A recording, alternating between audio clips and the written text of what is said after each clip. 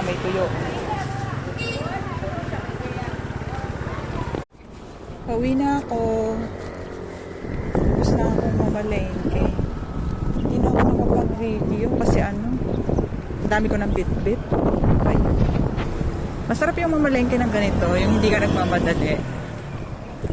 Kasi walang masyadong nag-aantay na trabaho sa bahay. Kasi isang bahay na nga lang nililinisan ko. Hindi katulad dati na talagang yung lakad ko madaling madali. So ang sakit sa binti. So ngayon relax lang yung lakad ko. Daan muna ako sa park.